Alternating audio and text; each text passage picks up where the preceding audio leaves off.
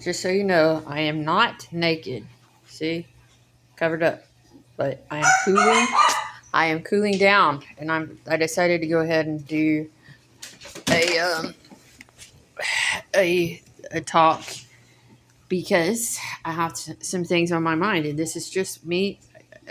Like I'm sometimes I'm like telling myself, mind your own business, because um, you only have true power over um, your own mind and body. But the question I have is, why make it where that you intentionally say bad things out into the world where people can hear you? Okay, so if there's so many things that you could say that were good, and those things could be heard, why wouldn't you say the good things? It doesn't make any sense. That's like reasons why people don't talk probably very often, because it's too much to have to withstand hearing things that are upsetting to you. And if you have some kind of inkling that somebody's doing that on purpose, then what is the initial response? The initial response is that's that person's problem. If they want to be like that, it'll come back to them in a way which will not be good, because I cannot take responsibility for that person. Right? That has to be the mentality, because you don't have the power over anybody else's tongue. You don't have the power over anybody else's choices. And if someone seems like they're just trying to make you aware of their choices to upset you, then you have to sever that cord and be like, I am not going to be a part of anybody's self destruction, but I will say what I heard today. At the same time, when I was walking past a very large snake crawling the tree. So I heard this rustling. Okay, I was walking down the road. I heard this rustling, and a very large snake jumped up and started crawling up the tree. And then I was like, oh my goodness, what kind of snake is that? And I could not tell, and I did not want to get close enough to find out. But I did think of immediate thought the the the snake in the Adam and Eve story. Although I don't know if that's what it was about. I don't even know what kind of snake it was. But so I kept walking, and then I heard this man tell I guess a golf course attendant to get that he wanted bourbon, and like that was upsetting to me.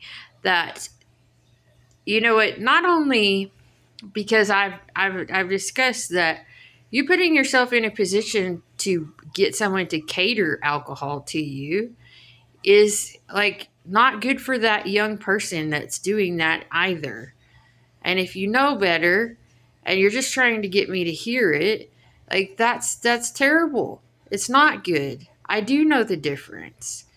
And I like you like that situation, just to contemplate that golf course is going out and serving people alcoholic beverages and even things like whiskey, makes me want to move more than ever.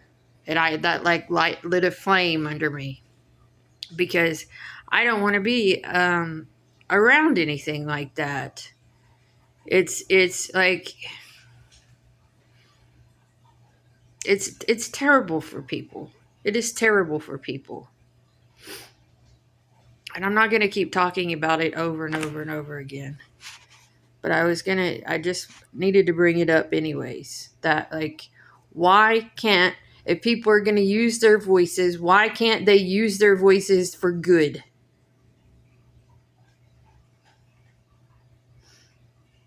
And have a heart for people. Have a heart for the people that you're asking you to do those kinds of things for you, because it will affect them and it will affect yourself. And it affects me just to have to listen to it. That's three.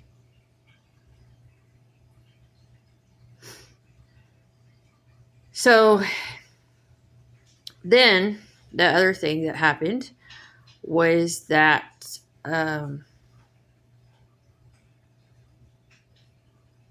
I sort of thought that the person at the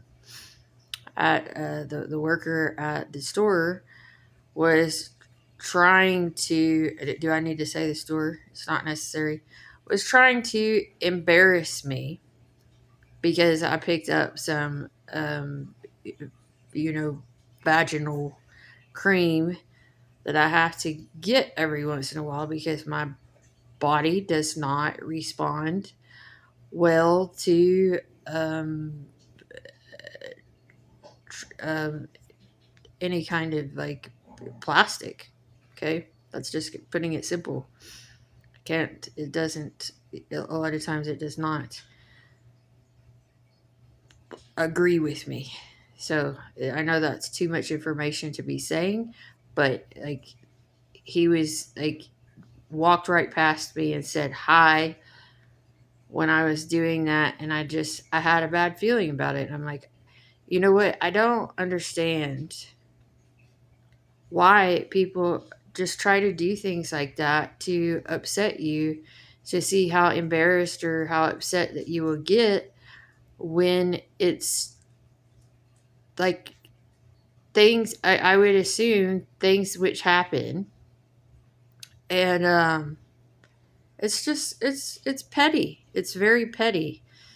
It's very petty. um I just don't understand. I didn't understand either one of those incidents. But I like, and then the other thing with there was three things that I didn't like today. Oh, I listened to this man for like the third time. He was talking about uh, uh, Carl Jung and his shadow things, and then he combined it with soil and composting, and those were things that I messed around with in my garden today because um, I was adding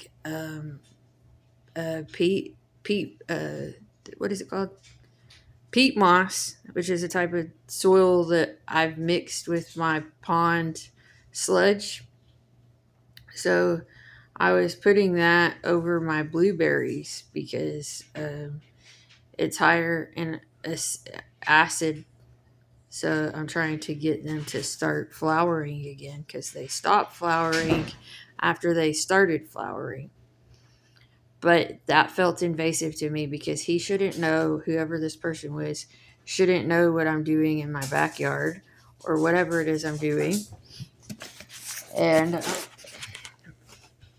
that's how I felt about that situation. Mr. Tony has learned to jump a barrier, a barrier. Look at him. Okay, so that's three complaints right there. So I'm not going to listen to that person who does those speeches because I don't want to feel like I'm spied on. And this is what I was trying to connect this, like this wiretapping thing to something that I said a long time ago. Um, there shouldn't be anybody spying on anybody, but when Rin made that song, I hoped that my 7 years and my reaching the adult age, and the reason why he did that song was because there would be no spying anymore. It was like if you connect that with the spider, that's what I thought. The kind gesture he was suggesting was saying that's not going to be allowed anymore.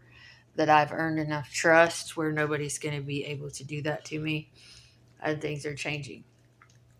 Now, there's my venting. Please be good, world. I will be good to you. You be good in return. There's no reason for cruelty. Now, usually you can find something good in everything, but don't try and mess with people for no reason. There's just really it's I have no ill will towards anybody, and nobody should have any ill will towards me.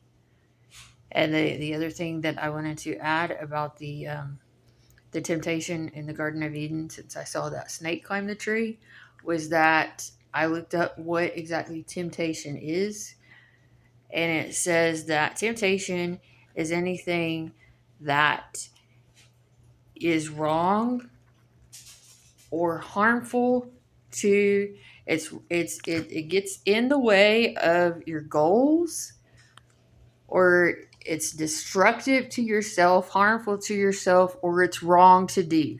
Okay? Then there is no temptation in my garden, because I don't want to do anything like that. I'm not going to do anything that is any of that criteria.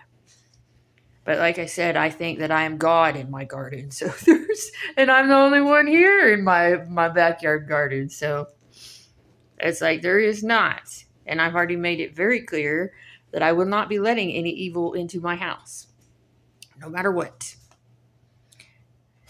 There's no evil coming in, and there is no evil going out.